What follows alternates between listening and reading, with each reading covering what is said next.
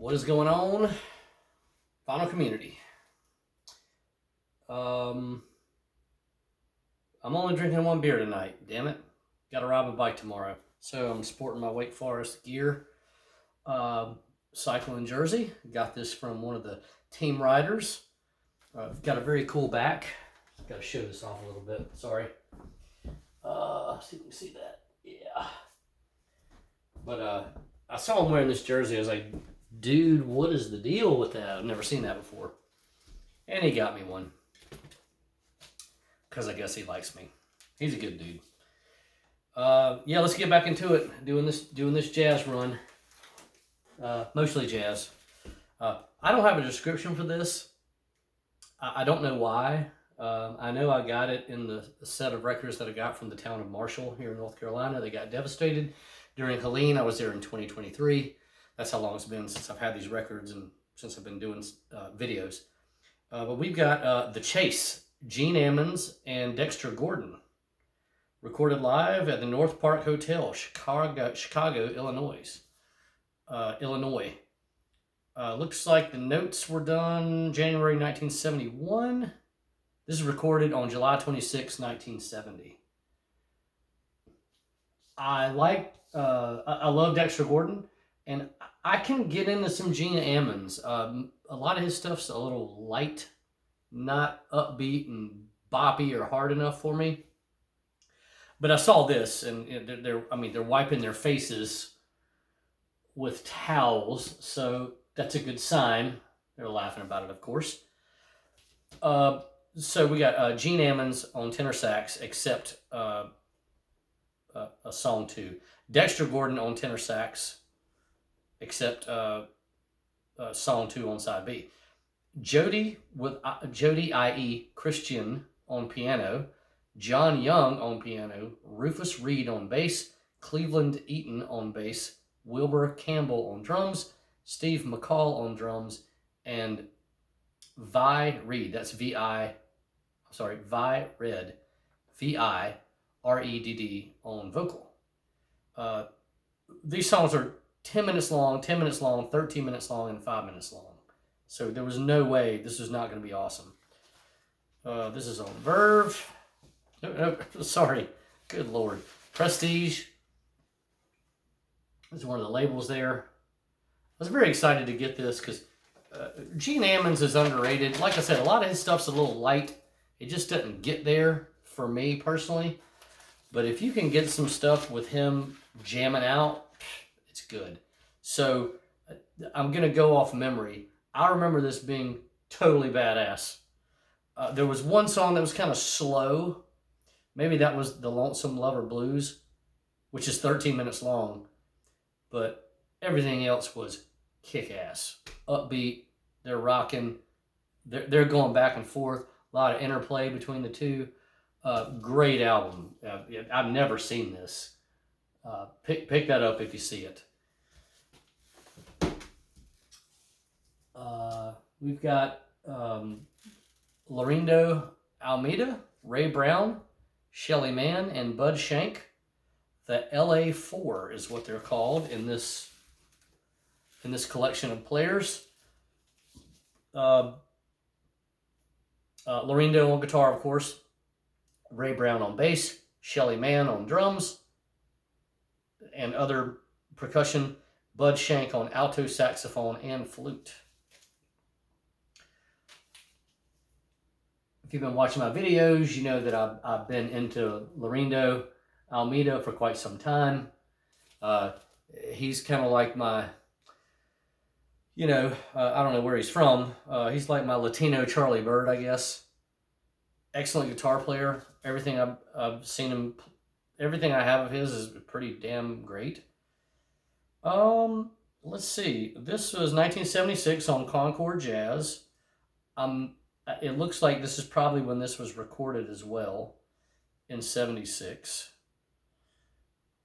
I'm just going to take a guess and say yes. Oh yeah, we got these cool, I like these Concord Jazz inner sleeves, man. Check that out. Those are neat. I dig that.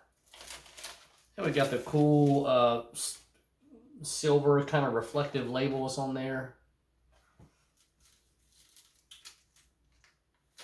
Oh, that thing's falling apart. The inner sleeve is. All right. Yeah, so like I said, any Lorindo I see, I'm going to pick it up. Oh my gosh, that thing is totally falling apart. I will address that later. Probably time to retire that thing, that inner sleeve right there. All right, this is a Chicago Breakdown jam-like. So, you know, it's pleasing and pretty. All the others are slow, but they're quite sensual. There's a hint of Latin groove in there, probably coming from my man Lorindo. Yeah. So we got a collaboration on Atlantic Modern Jazz Quartet with Lorindo Almeida. I got lucky and picked up a few of his back to back. Doesn't usually happen.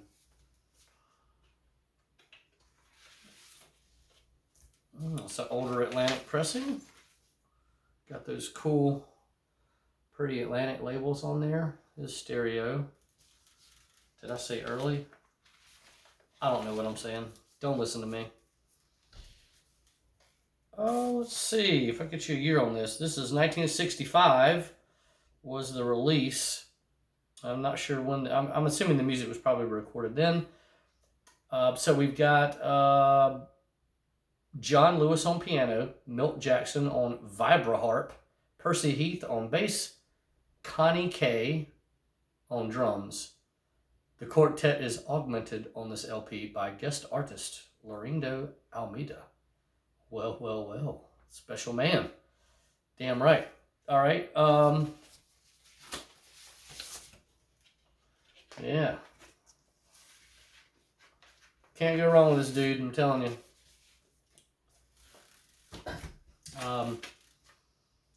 This is very chill.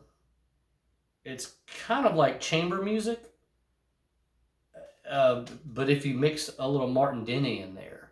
So you're going to have a little exotica going on behind all this. So I'm going to need to listen to this again. This sounds pretty interesting. All right, next we've got Jimi Hendrix. 9 to the Universe.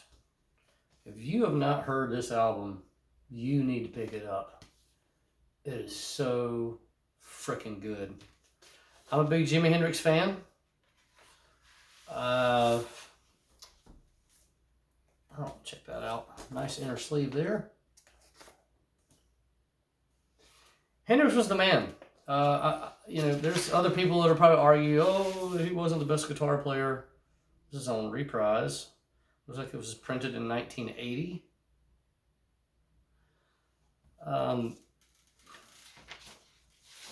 I don't think Jimi Hendrix was schooled. I think he just played by ear or whatever. Some little weird piece of paper in there with this. What is this? If you strive to achieve, I can't freaking talk tonight. Blah, blah, blah, whatever. I can't remember where I got this, but I had heard, I think I have this on CD. And then I saw this on vinyl and it was pretty cheap. 1980. So this is before they settled the lawsuit with the family and all that. So we've got Jimi Hendrix, Billy Cox, and Buddy Miles. And then Jimi Hendrix, Jim McCarty, Cartey, Roland on guitar, Roland Robinson on bass, Mitch Mitchell on drums. And then we've got side 2 is Jimi Hendrix with Larry Young on organ, Billy Cox, Mitch Mitchell. And then we've got Larry Lee on guitar, Billy Cox, Mitch Mitchell.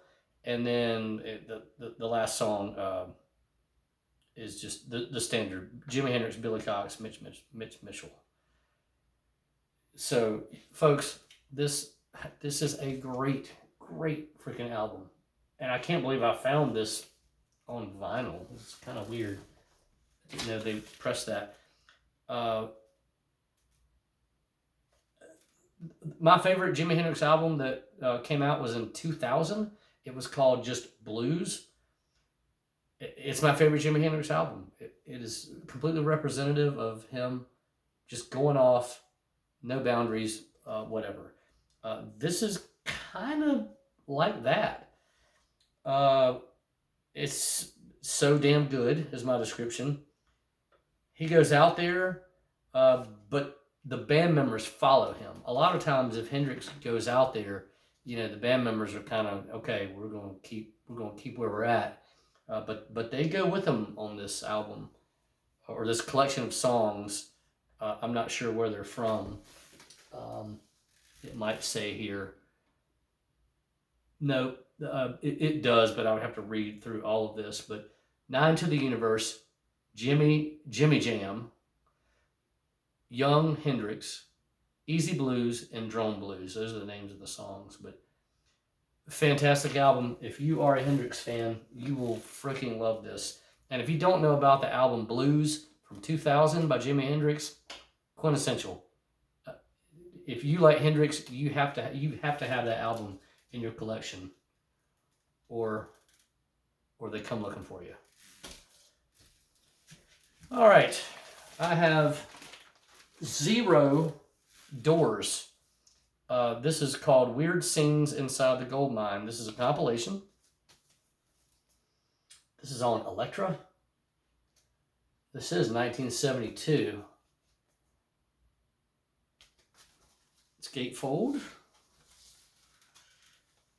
It's pretty nice card stock for 72, but I believe this is legit.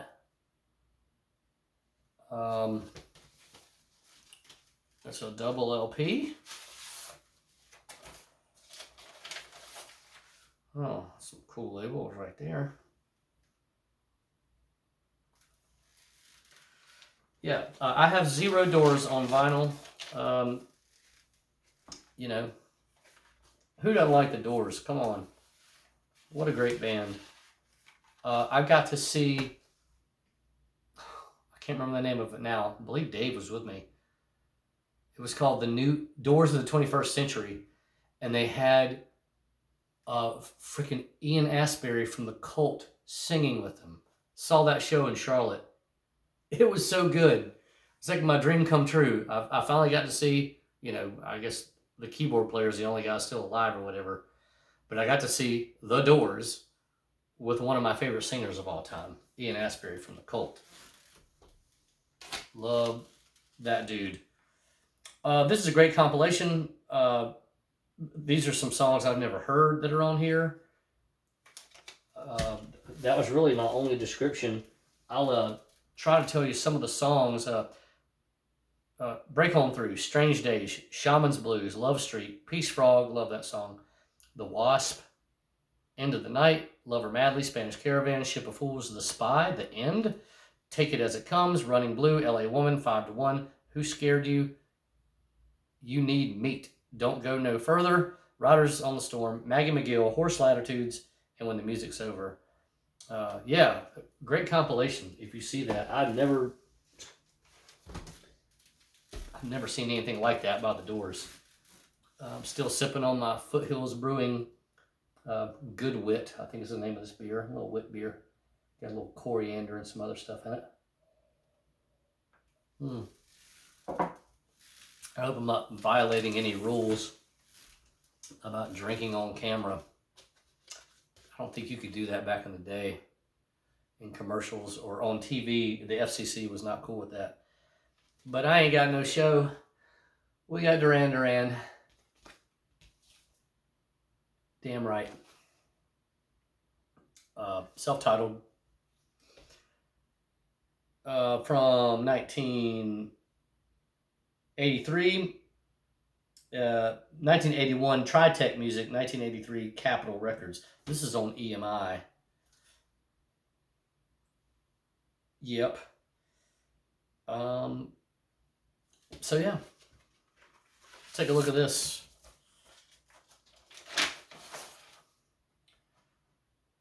Gotta love some Duran Duran, especially the early stuff. They had quite the career. I like their little comeback. I don't know, was that in the 90s or something? They had some good songs on that. I've always been impressed with these guys. Good songwriting. Very well dressed men. All right. What do I have to say about that? This is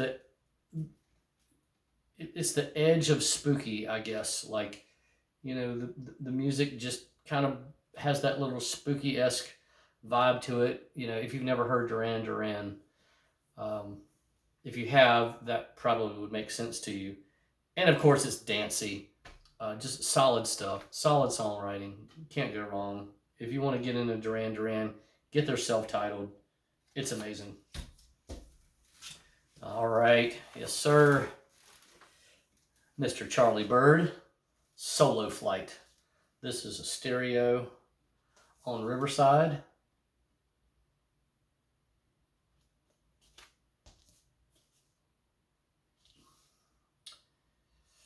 I don't know about having that guitar that close to the, looks like an ocean there, but whatever.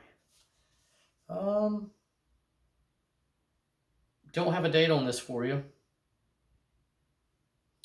Looks like, I don't know, late 60s. Stereo. Yeah, man. Charlie Byrd, this is a guy, you know, I don't leave much of his stuff behind because everything I've heard is just fantastic. Even stuff that I'll preview in the store, like if I'm looking at it on or listening to it on YouTube, like I don't know, I still grab it because I'll get it home, and it blows my mind because it's Charlie Byrd. This is simply perfect. It's chill. It's just right for setting a mood. So if you're chilling out, maybe with your lady, or maybe with some friends, and you're just hanging, and you want to keep it, just keep the lid on it, and just super chill and easy going. Man, Charlie Byrd just makes you feel good. He's got this way that he plays his guitar. It transcends a lot of, you know, cultures and whatnot. He is like I call him a pan guitar player. Like his guitar playing just, it's got a little bit of everything in it. He can, of course, you know, vary his playing to whatever style he wants. But when he's just doing the stuff that he writes straight up, it would go over anywhere. You could listen to this in a bar on the coast of Africa, or, you know, somewhere in London, and it's gonna hit the right mood. I love Charlie Byrd. Yeah. So I got U2, boy. I got. Apparently, there were two types of albums back in the day. These were cheap, so I picked them up. Both of these are on Island, right? Yeah. I've been getting into some old U2 lately. Excellent stuff. But I have never seen these before. Got very detailed labels on there. That's the one with the little kid on the cover. And then I'll show you the other one here that just has kind of the artistic, you know, photo of the band, or artistic rendering of the band. It's a nice inner sleeve there.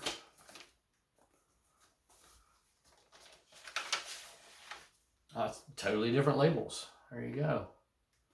So yeah, I saw this, and I got the one, and then I saw the one right next to it. I said, okay, well, these are cheap. I'll get both of them. I didn't have this particular album by U2, So I figured, yeah, why not pick it? Why not pick up both of them and I'll have them, whatever. I just buy this stuff for the music, folks. What did I have to say about this? Well, like I said, I've been getting into the old stuff. I think what's the one album's called August or whatever.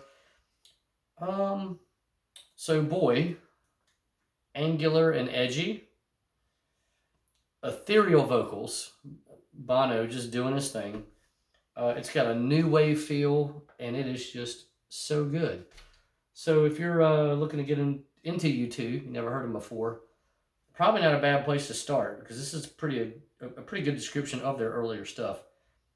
I'm not sure if this came out before or after August and all that. This is 1980. So probably before. I might be wrong. All right. This band stuff is surprisingly very hard to find. Huey Lewis and the News. This is I believe this is their second major album that they did. Damn, that dude's got a sweet linen suit on. That blue one there. Hell yeah. Oh, let's see. This came out in 1986.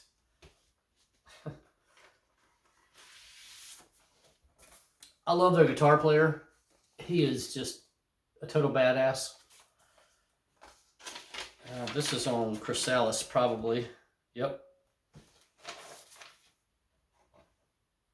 But man, this stuff is super hard to find. Sports and Four. I think they're two most popular albums. They had to print a crapload of them, but man, I like this album. I just could never freaking find it anywhere. So I finally got lucky, I guess. Huey Lewis and the News just makes you feel good with the type of music that they play. This is way more polished than Sports, but it's still great. Sports, of course, is the album that came out before this. So yeah, there you go. Next, we've got Freddie Hubbard, The Baddest Hubbard. This is an anthology of previously released recordings. You gotta be careful with Freddie Hubbard, or at least I have to. Some of his stuff is good. Some of it's just gets a little too soulful and bluesy, or whatever. Crackety crack. Nice gatefold there. There are some cool players on this. So this is recorded in 1971. There's only 2 songs on side 1, 2 songs on side 2. So nice long jams here. Freddie Hubbard on trumpet, Jack DeJohnette on drums, Ron Carter on bass, Richard Wyands, Wyands on piano, organ, and electric piano, George Benson on guitar, Airto on percussion, Phil Krause on vibes, Wally Kane, Hubert Laws, George Marge on flute, Wally Kane, Jane Taylor on bassoon, Romeo Pinkay, English horn, oboe, clarinet, and flute, George Marge on clarinet. Oh my gosh, there's so many players. Herbie Hancock's on some of this, Ron Carter, Joe Henderson, Billy Cobham, Keith Jarrett's on here, which is one thing I was really excited about. Hubert Laws, Tony Price on tuba. Yeah, so I didn't know what to expect here with this because you never know what you're going to get with Freddie Hubbard. But this is an anthology. Got some CTI original jacket or inner sleeve in there. You guys know the drill. CTI records sound great. Never worried about sound quality with any CTI pressing. And what do we have to say about this record here? There's a couple of slow songs, but they're jammy, really jammy on all the other tracks. Just jamming out, and it gets trippy during the soloing. So very good album. This is just the Jan Hammer Miami Vice theme. 1986. I'm a huge Miami Vice fan. Best cop show ever made. I don't care what anybody says. Nothing before or after was as good. It's on MCA. I've never seen just the theme before. This is a 33 and a third RPM. So it's the Miami Vice theme on one side and the Miami Vice theme on the other side. I don't have a description about what this sounds like, so I was just waxing nostalgic when I bought that, I'm sure. Okay. What is this? Oh, I got one I need to grab real quick.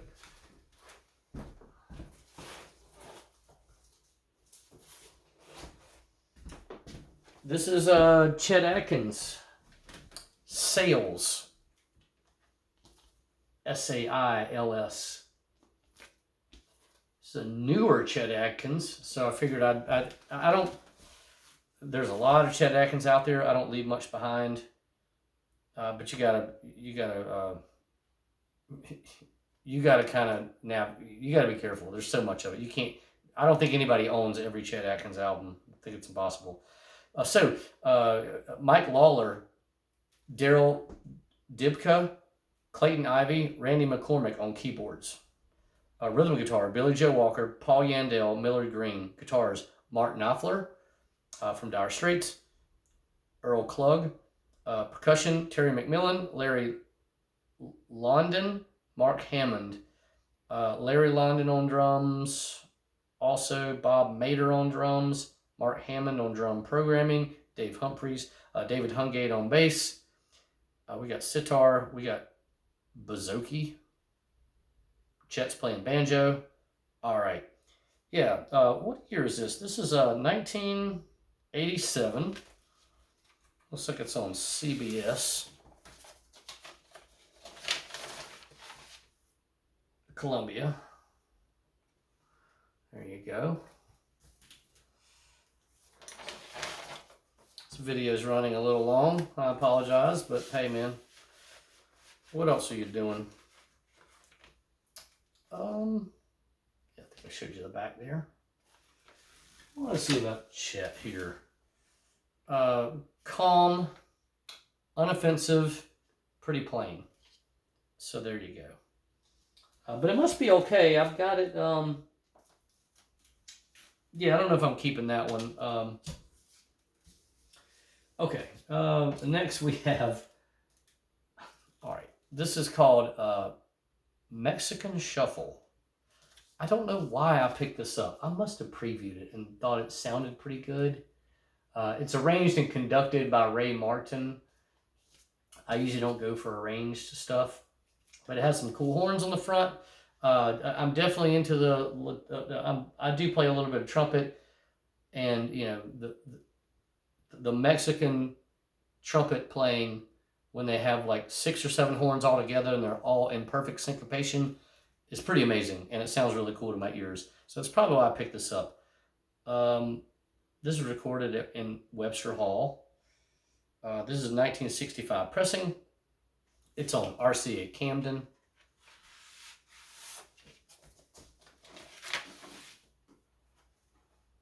Cool little label there. Very modern style design. New Century Modern. All right. Mexican Shuffle. 60s and... Okay, all right.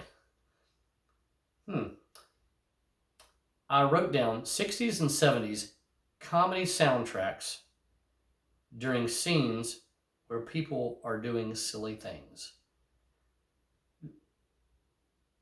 That's kind of what that sounds like.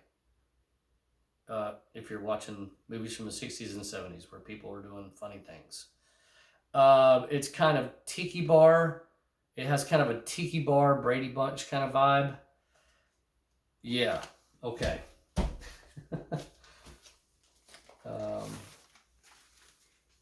We got the Charlie Bird Trio and the Annapolis Brass Quintet called Bird and Brass. Really cool label, or really cool cover. We got Charlie Bird on guitar, Joe Bird on bass, Chuck Redd on drums, R-E-D-D. I love that front cover. It's pretty hot. The quintet, so I guess this is like a split record. This is 1986, Concord Jazz. The Annapolis Brass Quintet is David Cran, trumpet, flugelhorn, and cornet, Robert Suggs, trumpet, Arthur Brooks, French horn, Wayne Wells, trombone, Robert Poston, bass trombone, and tuba. I'm not sure if these guys are playing together, like if Charlie's playing with them or whatever. But here's one of those cool Concord Jazz inner sleeves. This one's not falling apart. It's not dry rotted. There's the Concord Jazz label. You know, as said, not a lot. I don't leave any Charlie Bird behind. There's just no reason to. What was this like? There was some noodling, but it was mostly boppy, swingy, and upbeat. So probably not bad.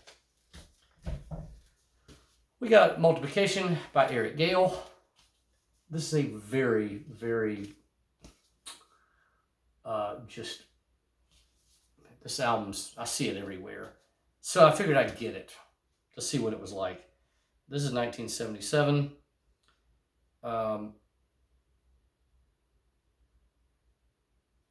It's on CBS.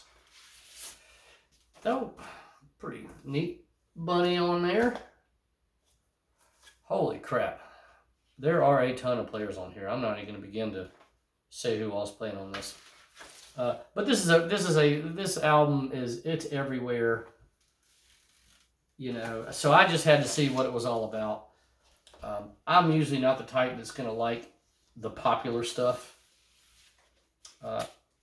I'm tooting my own horn and saying that my ear is a little more developed. That if something's very popular, I'm probably not going to like it. I don't have a sleeve for this, so I'm probably not keeping it. But the cover is pretty funny. Kind of a sexual overtone there, obviously. The first side is bluesy. The second side is funky.